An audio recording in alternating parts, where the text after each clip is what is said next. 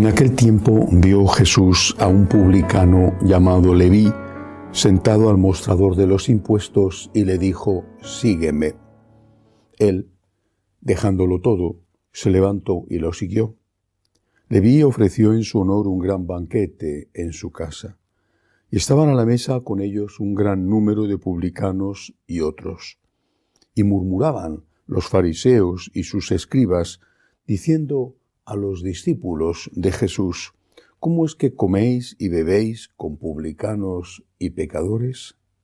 Jesús les respondió: No necesitan médico los sanos, sino los enfermos.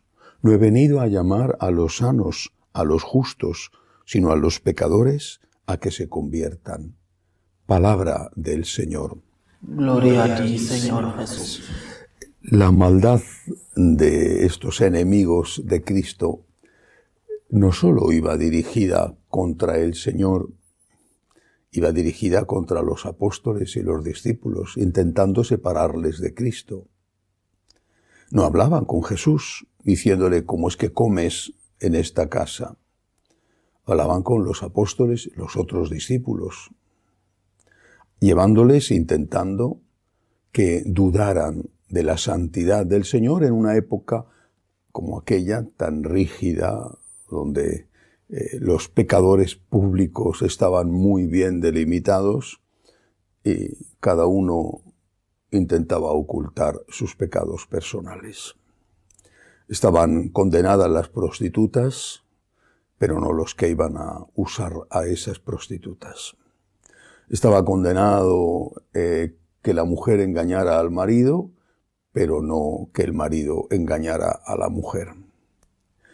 Hay un intento siempre de dividir a los cristianos, incluso de enfrentarles con Cristo, de hacerles dudar de Cristo. Hoy también. Hoy nuestra época tiene una hipocresía diferente, pero es una hipocresía y además quizá más sutil que la de aquellos que en el fondo no eran más que principiantes en la hipocresía. Hoy se intenta que los laicos y los sacerdotes duden de Cristo. ¿Existió? ¿No existió? ¿Resucitó? ¿No resucitó? ¿El Evangelio es un mito? ¿Un conjunto de leyendas o una elaboración incluso muy posterior para crear un personaje que permitiera a la Iglesia controlar las conciencias? O bien las enseñanzas de Jesús, incluso suponiendo que sean las que los evangelios cuentan, deben de ser seguidas hoy, o el pobre Jesús hace 2000 años, ¿qué iba a saber si no sabía informática, si no tenía un teléfono celular y no conocía nada de Internet? ¿Qué iba a saber aquel señor? ¿Cómo iba a estar al tanto de las ultimísimas averiguaciones sociológicas o psicológicas sobre, por ejemplo, el género humano, sobre la familia? Era un pobre infeliz. Hay que modernizarnos. Todo esto son insidias, trampas, que quieren separar a los cristianos de Jesús, llevarles a dudar de Él, llevarles a considerar que efectivamente no merece la pena seguir a alguien del cual en el fondo no sabemos si de verdad existió o es un mito y una leyenda. Los discípulos, por lo menos en ese momento, reaccionaron unidos a Cristo. Pero el que se encargó de dar la respuesta fue el propio Jesús. Y les dio la respuesta donde más les dolía, sin decirles a ellos lo que eran. Les dijo que efectivamente estaba con Leví, posiblemente el futuro apóstol San Mateo, estaba con Leví y estaba con él y con el resto de los comensales que eran, me imagino, sus amigos de oficio. Bueno, pues estaba con él por un motivo. Había venido a salvar a los pecadores. Había venido a curar a los enfermos.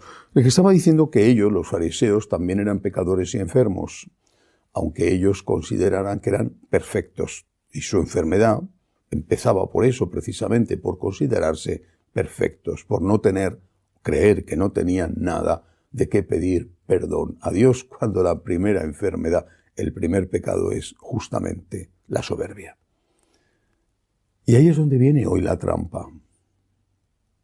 Hace unos días una persona de México me escribía y me decía: he estado siguiendo las enseñanzas de un importantísimo padre jesuita que en sus vídeos dice que pues hay que tener una conciencia crítica y que esa conciencia crítica, me decía este señor, en mi caso, me puede llevar a comulgar aún estando conviviendo sin casarme por la Iglesia. Bien, estudié después el caso, sus particularidades, pero al final ese es el fondo de la cuestión que se debate hoy, en este caso y en cualquier otro. El fondo de la cuestión no es si somos o no pecadores y podemos pedir o no perdón a Dios. El fondo de la cuestión es si existe o no existe el pecado. ¿Existe la enfermedad? ¿Existe el mal? Ese es el fondo de la cuestión.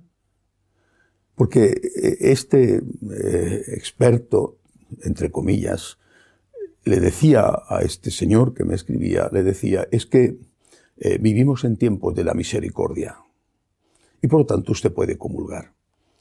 ¿Vivir en tiempos de la misericordia significa que podemos hacer lo que queremos? ¿O que la enfermedad ha desaparecido? ¿Se imagina a alguien que un médico le dijera a un enfermo de cáncer de pulmón que fuma mucho, le dijera, vivimos en tiempos de la misericordia y por lo tanto fuma todo lo que quieras? O le dijera a una persona que tiene un problema de hígado y que bebe mucho, vivimos en tiempos de la misericordia, puedes emborracharte todas las veces que quieras. O una persona que acaba de atropellar a otro porque se ha saltado un semáforo en rojo o un stop, y le dijera el policía que investiga, el juez, le dijera, vivimos en tiempo de la misericordia, puedes atropellar a quien te dé la gana. Nadie se lo imagina esto, ¿verdad? ¿Y por qué los médicos del alma no cumplen su función? Por el contrario, animan a los que cometen pecados a seguir cometiéndolos, a cometerlos incluso más aún, con la excusa de que vivimos en tiempos de la misericordia. Yo le contesté a este señor diciéndole, creo que la primera misericordia que debemos tener es con el propio Cristo. Él es el Dios de la misericordia. Primero tengamos misericordia con Cristo, no ofendiéndole, por ejemplo, comulgando en pecado mortal. Tengamos misericordia con el Dios de la misericordia. Pero es que además, el Señor no le dijo a Leví, San Mateo, no le dijo, estoy aquí contigo, eres un ladrón, pero yo te quiero como eres. Por el hecho de ser un ladrón no dejo de quererte, así que puedes seguir siendo un ladrón. No le dijo eso, ni respondió eso a los fariseos. Dijo, he venido a salvar a los pecadores. No he venido a animar a los pecadores a que sigan siendo pecadores. He venido a salvar a los pecadores, a hacerles ver que les quiero. Aún siendo pecadores, les quiero. Pero para que dejen de ser pecadores. No me espanta la enfermedad, pero quiero curar al enfermo. No le digo al enfermo, te quiero, enfermo, ánimo. No intentes curarte. Sigue siendo un enfermo. Incluso si coge más enfermedades, más te querré. Eso no es así. No es eso lo que hizo el Señor. Ha venido efectivamente a salvar a los pecadores. Gracias a Dios, gracias a Dios. ¿Qué sería de mí? ¿Qué sería de nosotros? Pero ha venido a sanar a los pecadores, a curar a los enfermos, para que dejemos de estar enfermos, para que intentemos luchar contra el pecado.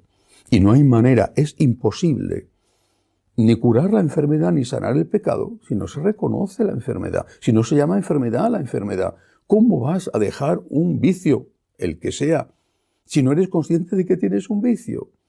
¿Cómo vas a aplicarte una terapia si no te han hecho un diagnóstico? ¿Cómo vas a dejar de fumar si no te dicen que fumar te hace daño? ¿Cómo vas a curarte de cualquier tipo de mal en el cuerpo si el médico no te dice tiene usted este problema y le va a conducir a un desastre si no intenta poner los medios? ha venido efectivamente a sanar a los pecadores. Gracias a Dios. Su divina misericordia consiste precisamente en eso, en que nos dice qué está mal, que nos da la fuerza para luchar contra el pecado y que nos perdona cuando pecamos. Demos gracias a Dios y que así sea.